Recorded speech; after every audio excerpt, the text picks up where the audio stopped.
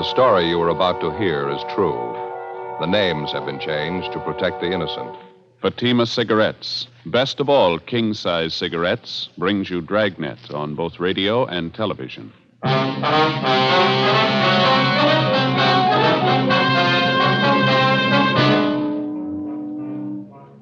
You're a detective sergeant. You're assigned a robbery detail. 2 convicts escaped from the state penitentiary. They're heading for your city. They're armed. They've boasted they won't be taken alive. Your job? Get them. In Fatima, the difference is quality. Yes, in Fatima, the difference is quality. Prove it yourself today. Compare Fatima with any other king-size cigarette. 1. Fatima's length filters the smoke 85 millimeters for your protection. 2. Fatima's length cools the smoke for your protection. 3. Fatima's length gives you those extra puffs, 21% longer than standard cigarette size. And in Fatima, you get an extra mild and soothing smoke, plus the added protection of Fatima quality. Definitely the best quality in its class, but the same price as the cigarette you're now smoking. Buy Fatima in the bright, sunny yellow pack. Best of all, king-size cigarettes.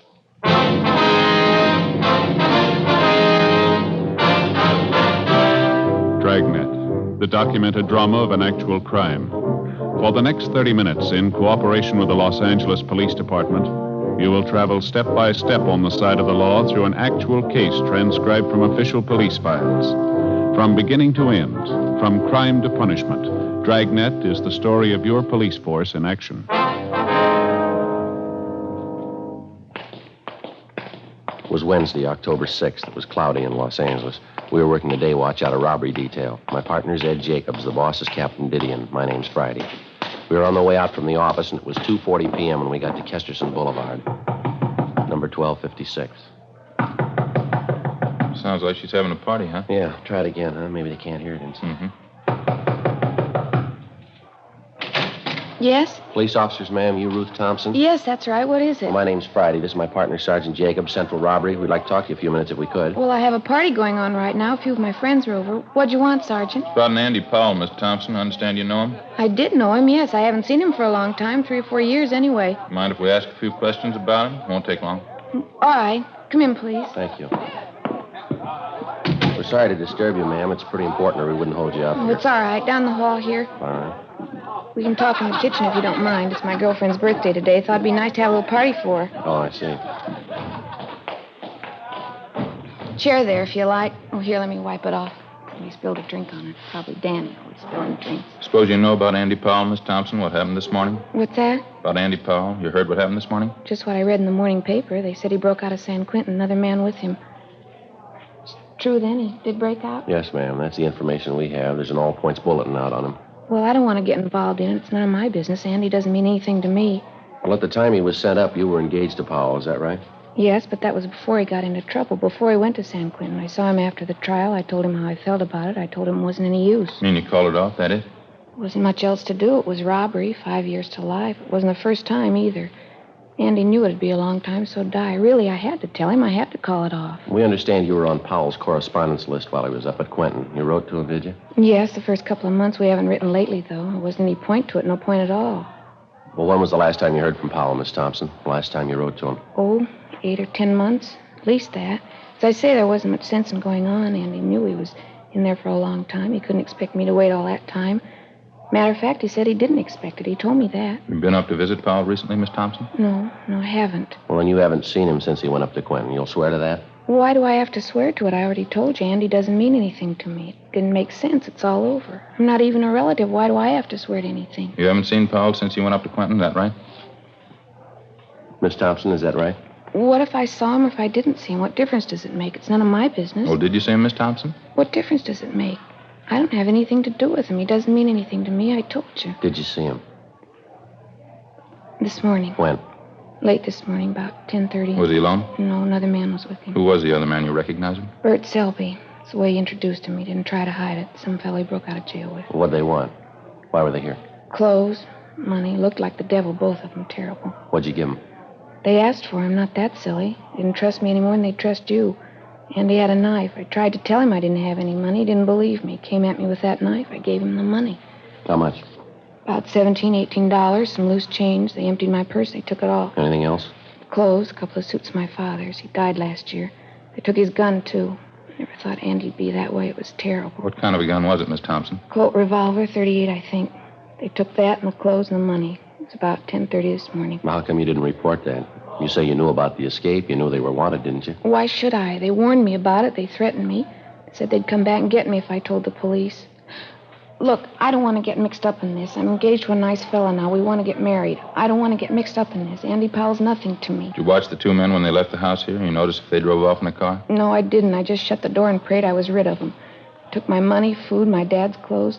Don't make it any tougher, huh? Please. Well, it's not a question of that, ma'am. We have to find them. We're going to need all the cooperation we can get. I told you everything I could, honestly. They said they'd come back and kill me if I even talked to you. I can't do any more. I sure hope you don't find him. How's that? When Andy went out the door, it's the last thing he said. He said if the cops ever found him, there was going to be a fight. Terrible look on his face. Yeah. He said you'd never take him alive.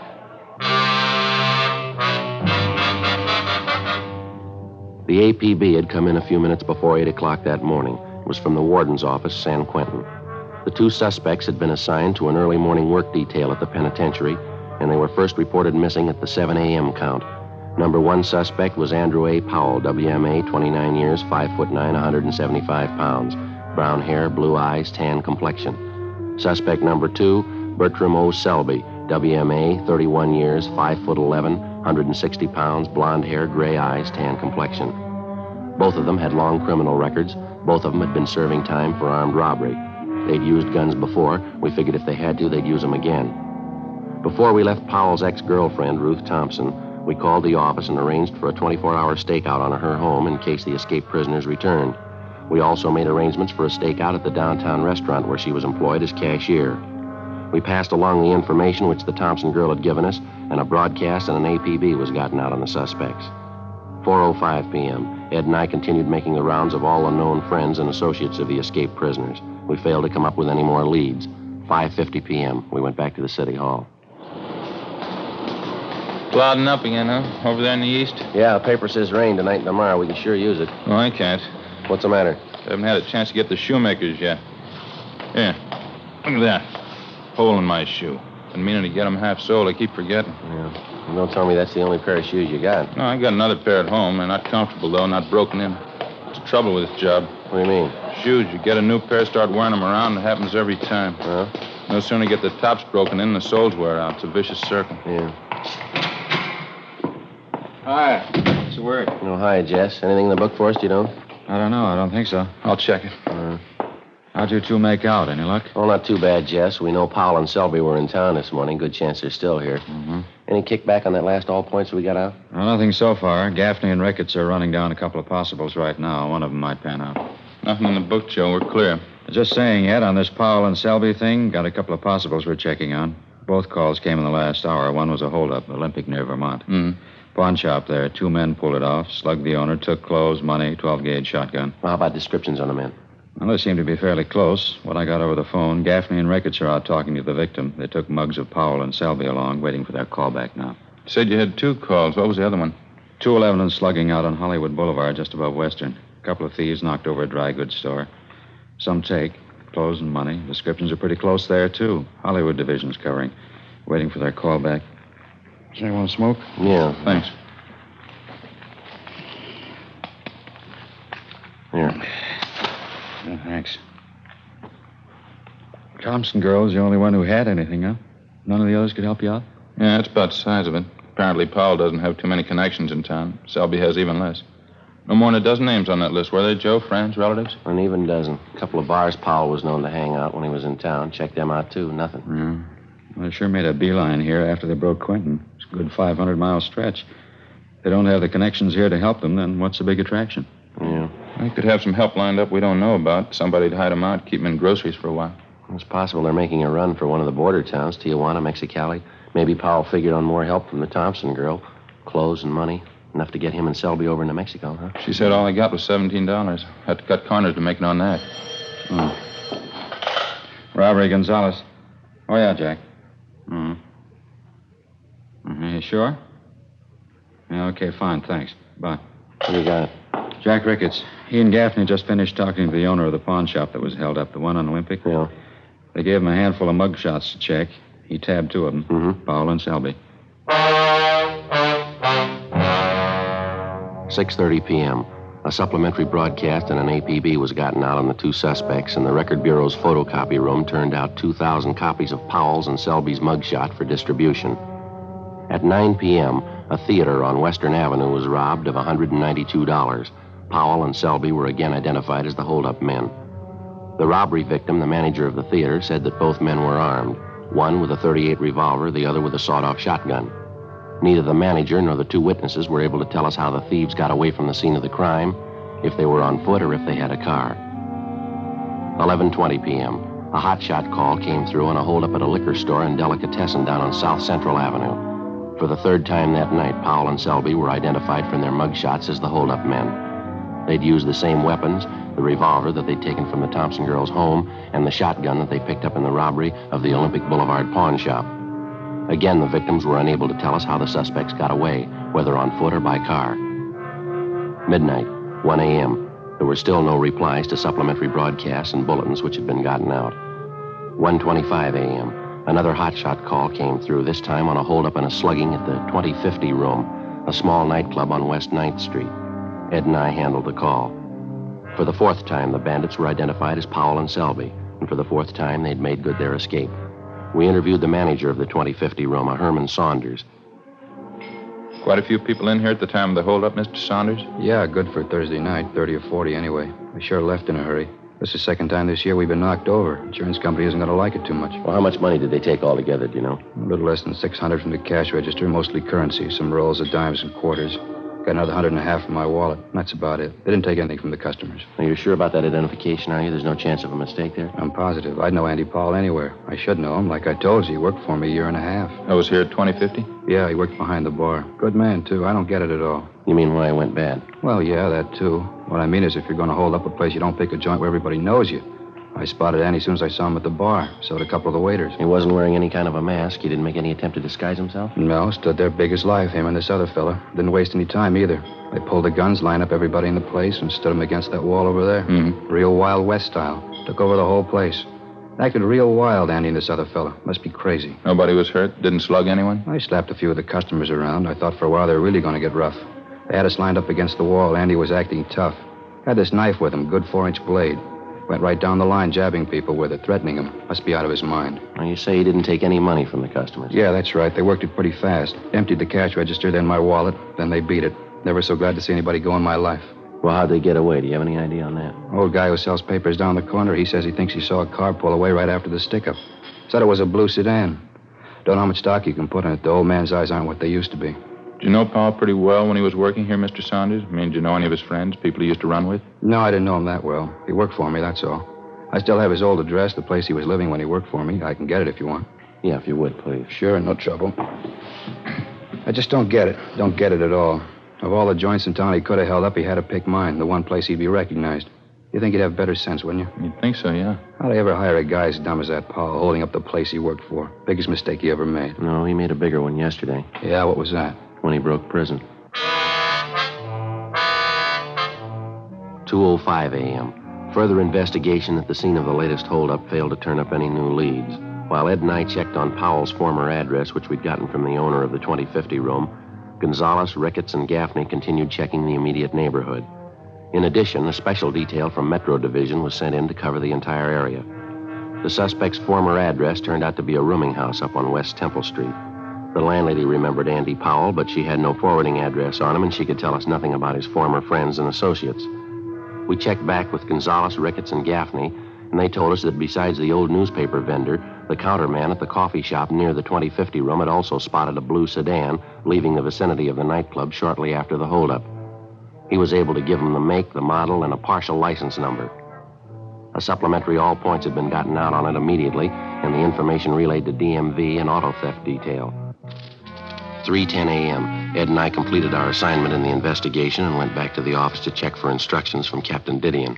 Can't see how we'd be much use out on the street the way things stand now, can you? No, I don't. Everything's covered I can think of. Supplementary all points is out. Detail from Metro's working in the neighborhood. Yeah. It's funny, isn't it? What's that? Well, this Andy Powell going back to that place he used to work and holding it up. That doesn't make any sense at all, does it? That's for sure. Must have known somebody was going to recognize him. Couldn't have been a coincidence. Well, there's only one way I can figure it. They don't care, either one of them. They got their money now, a car. They both got guns. They're out to go as far as they can. Oh, hi, Jess. Hi. You just get back in? Yeah. Hi, Joe. Right. You as tired as you sound? Worse. Fair piece of news, though. Yeah, what's that? Powell and Selby, they just found their hideout.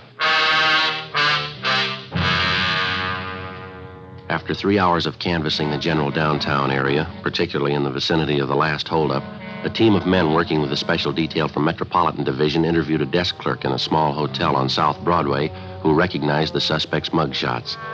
The two of them had registered early the morning before under the names J.E. Dennis and Harold Thompson, both from Fresno, California. The hotel room was searched, and 2 San Quentin inmate uniforms were found stuffed under the mattress of the bed. After the room was processed for fingerprints, there was no doubt that the recent occupants were Powell and Selby. The clerk had no idea when they were supposed to return. The hotel was staked out immediately, and the citywide search for the escaped prisoners went on. The following day, Thursday, October 7th, 11:30 a.m., still no sign of the suspects, no further reports or leads as to their whereabouts. The search went on. Ed and I signed back in at the office. 10 minutes later, a long-distance phone call came in for us. When was that, Mort? What's that? Yeah, close enough, right. We'll let you know, yeah. Bye. Mort Gear down to San Diego. Yeah, what do you want? One of the traffic officers was checking a car about 8 o'clock this morning, 586 parking. Blue sedan, fits close to the description of the escape car. Well, it's a pretty common model, isn't it? Did he say anything else? Traffic man checked the inside of the car, glove compartment, found half dozen rolls of dimes and quarters, same name stamped on all of them. Yeah. 2050 room.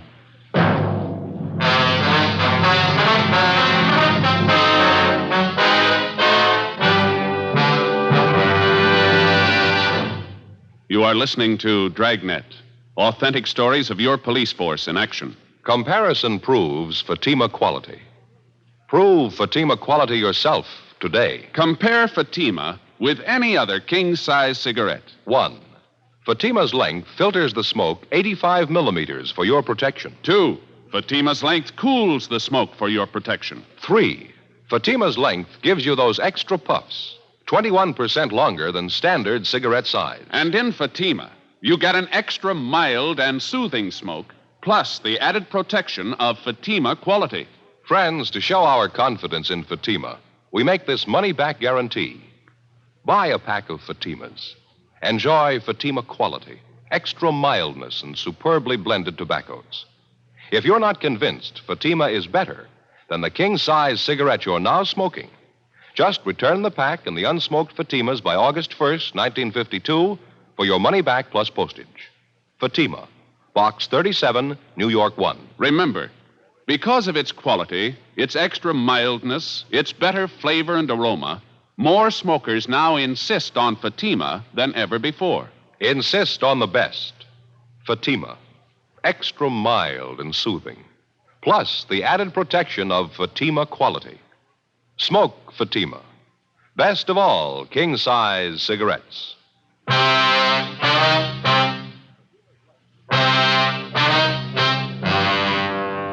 October 7th, Thursday, 1 p.m. After we got the report from Lieutenant Mort Gear that the escape car, along with a few dollars of the stolen money, had been located in San Diego that morning, Ed and I had a meeting with Captain Didion. It was beginning to look like our first hunch was right. Powell and Selby's 24-hour campaign of holdups in the Los Angeles area had netted them a fresh change of clothes and more than enough money to live on for a while.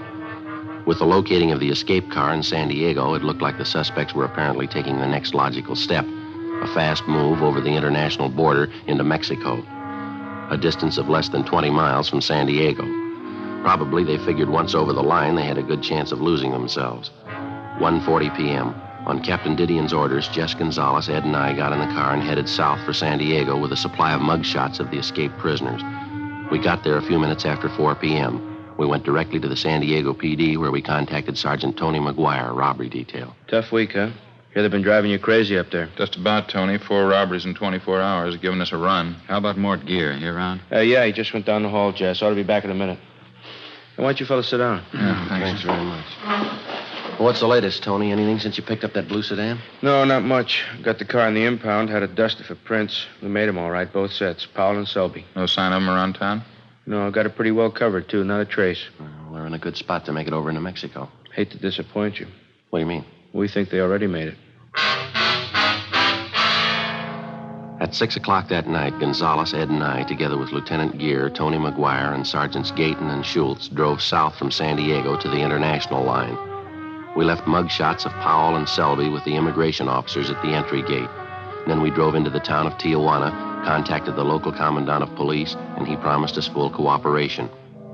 He assigned a special detail of his men to work with us in covering the town. At 8 p.m., the block-by-block canvass of the city began. Every back alley, every bar, every restaurant, every hotel, they were all checked. The tourist attractions, the souvenir stands, the nightclubs, the highlight pavilion. We went straight through on it, 8 o'clock that night until 5 o'clock the next morning. All it got us was sore feet and a mediocre lead from a native taxi driver. After being shown the mugshots, he told one of the Mexican officers in the detail that about noon that day, he'd picked up 2 Americans resembling Powell and Selby and driven them to the town of Tecate, another Mexican tourist spot about 25 miles to the east. 10:30 a.m. We drove over and checked with the police at Tecate, and they told us that 2 Americans had arrived in the town that morning.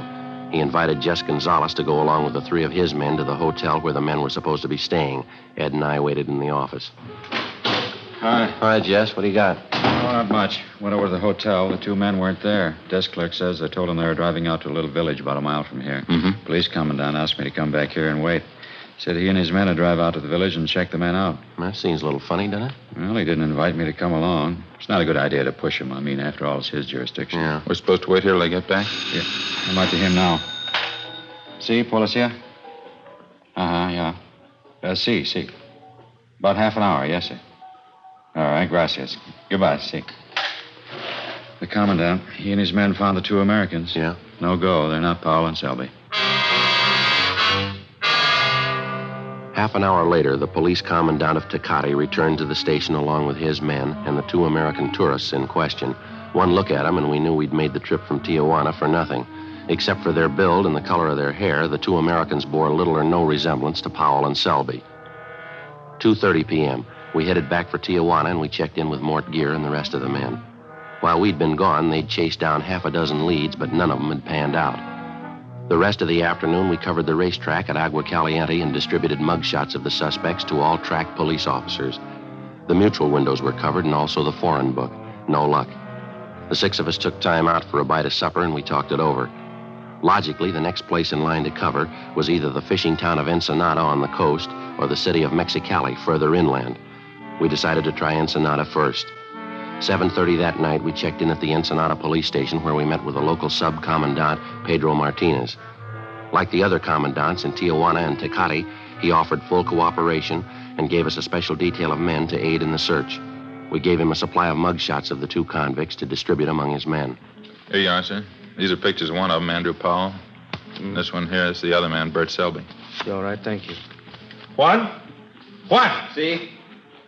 Si. ¿Qué es?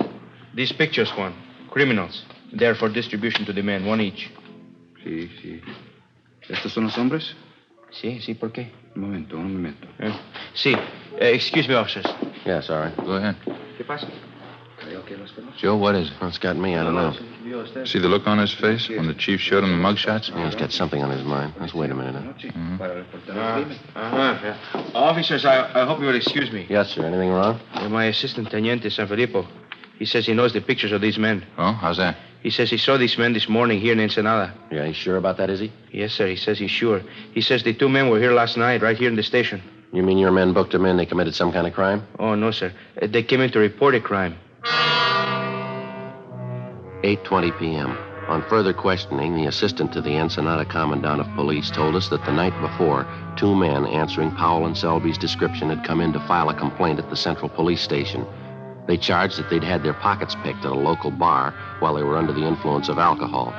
The 2 complainants, who matched Powell's and Selby's descriptions perfectly, signed themselves J.E. Dennis and Harold Thompson, both from Fresno, California, the same names and addresses that had been used by the occupants of the Southside Los Angeles hotel room where the discarded prison uniforms had been found a day and a half before. After a brief talk with the police commandant, he dispatched a special detail to go out and pick up the 2 men registered as Dennis and Thompson at a motel near the south end of the city.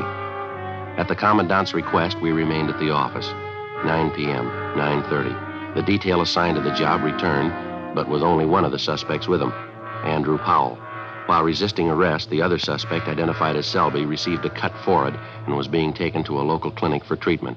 The commandant briefed us on what had happened. The rooms were searched, Officer Friday. Some money was found, also 2 guns, a revolver, a shotgun. Here they are. All right, thanks very much, sir. Well, Powell, how about it? You ready to cop out? What are you talking about, cop out? What'd you guys come all the way down here for anyway? You can't touch us. What makes you think we can't? You can't, that's all. You know better. You can't arrest us down here. No jurisdiction. We didn't arrest you, Powell. The Mexican officers did. Okay, fine. Now, how do you expect to get us out of Mexico? Guess again, copper. You know you can't do it. You haven't got the right to. Maybe. You want to tell us where you have the loot? The money you took in those holdups? Why should I? Look, why don't you admit it? We got you beat. We got over the line. You can't touch us down here. I don't bet on that, mister. Commandant, Yes, sir? you want to tell him how it stands? I will see that the general in charge of the Northern District is notified in the morning of your case. He will see that you and your partner are deported. What are you trying to pull? You can't do that. You know it. It's illegal. So's robbery, Powell. Come off it. Doesn't make any difference. You can't touch us in Mexico. It's against the law. You can't touch us. A popular misconception, Mr. Powell. I'm afraid you have made a mistake. If you like, you can pass the word. How long would it be for us to receive the prisoners at the line, sir? I don't know. A long time, I think. Maybe as long as 1 o'clock tomorrow. You know you can't do this. You'll never get away with it. I know a lawyer in Tijuana. I'll get him to straighten it out. You understand, Sergeant, we can't hand these men over to you now. But if you will be at the international border at 1 o'clock tomorrow, I'm sure they'll be crossing over. You can't do this. It's illegal. You know you can't. We're going to try. Wasting your time? Why don't you admit it? You can't arrest us. We got over the line. We got you beat. You can't arrest us, and you know it. You know that, don't you? There's only one thing I know for sure, Powell. Yeah? San Quentin. You got out and you're going back.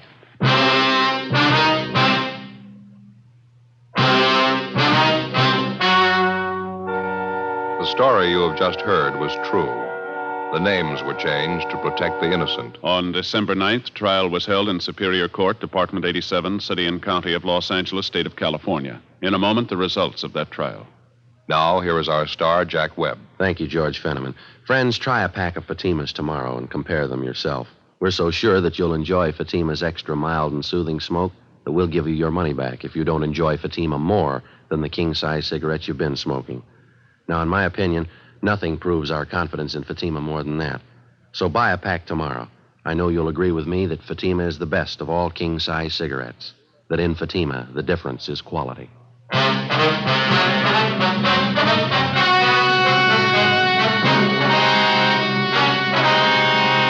Andrew Powell and Bertram Selby were deported from Mexico as undesirable aliens and turned over to U.S. authorities at the international border.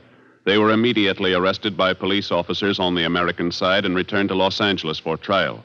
They pled guilty to 4 counts of first-degree robbery and received sentences as prescribed by law. First-degree robbery is punishable by a prison term of from 5 years to life. After being returned to San Quentin, Powell and Selby were filed on, tried, and convicted of escape. Both of them are now serving life terms in Folsom State Penitentiary, Represa, California. For their cooperation in preparing tonight's broadcast, Dragnet wishes to thank Chief of Police Adam E. Jansen and the San Diego Police Department.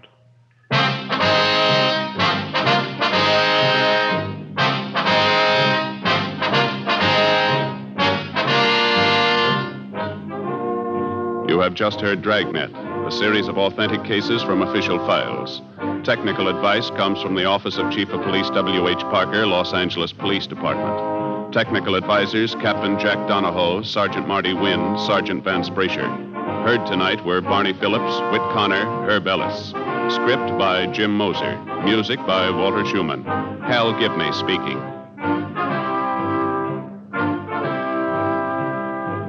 Fatima Cigarettes, best of all king-size cigarettes, has brought you Dragnet, transcribed from Los Angeles.